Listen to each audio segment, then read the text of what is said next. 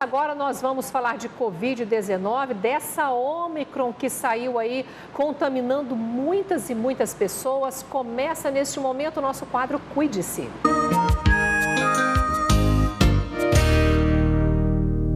E a Ômicron com esse diferencial atingindo as vias respiratórias superiores. Por isso, nós convidamos aqui uma otorrinolaringologista, a Melissa Avelino. Tudo bem? Boa tarde, obrigada pela presença. Boa tarde, eu que agradeço, é um prazer estar aqui. E a dor de garganta, o incômodo seria o principal sintoma da Ômicron?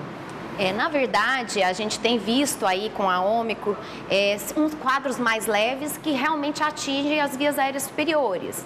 A gente continua tendo sintomas como tosse, a coriza, o nariz escorrendo, mas a dor de garganta sim tem sido um dos sintomas muito referidos pelos pacientes. E nas crianças nós temos visto um quadro que se assemelha muito a outros quadros respiratórios, Nós temos visto muito a síndrome respiratória aguda, a síndrome gripal, laringites, bronquiolites, quadros que se assemelham muito. Fazer a higienização, por exemplo, correta do nariz é sempre bem-vindo, mas essa higienização também pode prevenir contra a Covid? Sim, na verdade, a higienização com solução salina é sempre um mecanismo de hidratação e de proteção para um bom funcionamento das vias aéreas. O que a gente tem alertado mais é que os sintomas são muito semelhantes, as ites são muito semelhantes. Pois é, elas ainda existem, A faringite, Sim, laringite, a rinite. Aí a pessoa tem alguns sintomas, já desorienta que pode ser Covid-19. E o alerta é esse, porque realmente os sintomas são muito semelhantes. Às vezes vão ter febre, tosse, coriza, e são sintomas tanto de uma rinite, de um quadro de resfriado comum ou da gripe, Nós estamos vendo aí voltando a circular o vírus da influenza, que por muito tempo durante esse período aí da pandemia, ele não circulou tanto. Então, assim, realmente é confuso para os pais, quando é no caso das crianças, para os adultos também diferenciar o que está acontecendo. Então, esse alerta é muito importante, O que essa variante, doutora, desculpa te interromper, ela está atacando mais as crianças dessa vez? Na verdade, o que nós estamos visualizando nesse momento, um aumento de internações em crianças, porque veio junto com esse aumento, teve um novo pico, todos sabem, bem mais leve, muitos adultos estão vacinados e muitas crianças estão pegando o quadro dos pais. E junto a isso vieram vários outros quadros respiratórios. Nós temos o vírus sincicial respiratório, o vírus influenza, então aumentou muito as internações em crianças. Não que as crianças fiquem muito graves, Temos também crianças graves, principalmente com associação, por exemplo, do Covid com o vírus da influenza ou do Covid com o vírus sincicial. Então, estamos sim tendo um aumento aí de internações em crianças com quadros respiratórios. Lembrando também que, lamentavelmente, temos sim mortes de crianças desde o início da pandemia. Já noticiamos aqui em Goiás, já foram 40 óbitos registrados em crianças e adolescentes até 14 anos de idade. E o que nos desanima é que no início da edição de hoje, o Maicon Leão mostrou que está pouca movimentação nos postos de vacinação, poucas crianças estão indo. Infelizmente, falta muita informação para os pais em relação a isso. Felizmente, é raro o índice de complicação em crianças, mas uma vez que a gente tem um aumento de onda, eles acontecem. Se for o seu filho, é 100%, Eu acho que isso que é importante. Um caso é assustador. É importante alertar, porque a gente tem atualmente casos graves nas nossas UTIs. Eu estou coordenando um projeto de pesquisa aí na UFG e nós estamos acompanhando 5 UTIs aqui em Goiânia e nós estamos com casos de criança.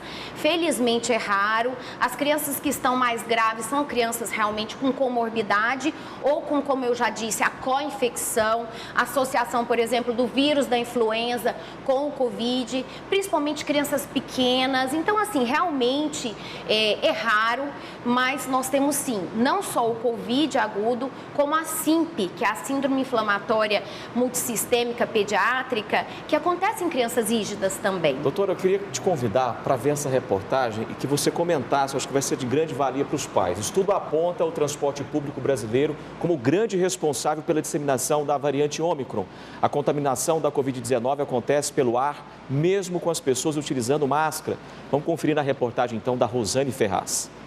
O estudo da Sociedade Brasileira de Controle de Contaminação considera o transporte público brasileiro o grande vilão para a disseminação da variante Ômicron da Covid-19. A análise mostra que a taxa de renovação de ar no interior dos ônibus é insuficiente para a eliminação eficiente das gotículas contaminadas pelo vírus. A solução, segundo o estudo, seria a renovação de ar desses veículos, no caso, os que contam com ar-condicionado. O estudo exemplifica que um ônibus que comporta 45 passageiros sentados e 50 em pé deve injetar no interior do veículo aproximadamente 243 litros de ar novo a cada segundo para evitar contaminação. Em Goiás, a situação é um pouco diferente. Os ônibus do transporte coletivo público não contam com ar-condicionado. E a realidade é essa, olha só. Os veículos andam com as janelas abertas. Essa medida, segundo a CMTC, tem ajudado a evitar a disseminação do coronavírus. Mas será que apenas a ventilação natural é capaz de renovar o ar no interior dos ônibus? Abro a janela até quando está chovendo, porque muita gente fecha na minha casa do meu lado, eu abro justamente para ventilar, porque tem que ventilar muito. Para secar, né? Que é o que importa muito, o sol e o vento, para acabar com o vírus, né? É uma das medidas. O que o usuário faz para tentar evitar contaminação? A pessoa tosse, coloca a mão na boca e depois põe num lugar que a gente vai pôr a mão de novo, né? Depois que eu pego no lugar, sempre que sai, passo um álcool em gel na mão para tentar dar uma amenizada, né? Eu nem no centro, porque eu fico morrendo de medo, né? Eu chego em casa, tomo um banho bem bom e lavo a mão e só, porque fazer o quê? Você não tem mais nada a fazer, né? A CMTC informa que o aumento de viagens foi uma das medidas de prevenção contra a Covid-19. Outra é a higienização diária de toda a frota, além de incentivar os usuários a lavarem bem as mãos com água e sabão nos banheiros dos terminais. Dentro do ônibus, as janelas e o teto solar devem permanecer abertos sempre que possível para a renovação natural do ar. Doutora Melissa, toda e qualquer aglomeração, claro, é prejudicial.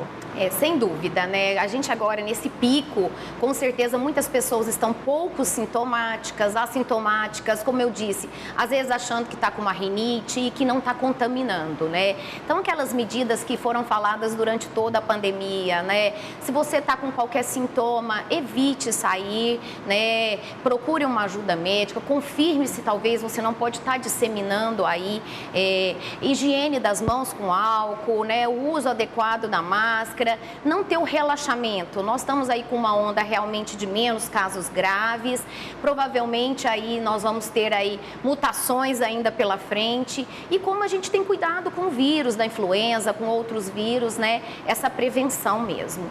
Nós conversamos hoje com a otorrinolaringologista, colaborando com o nosso quadro Cuide-se, Melissa Avelino, a quem a gente agradece a participação. Uma boa tarde. Obrigada. Boa tarde. Obrigada.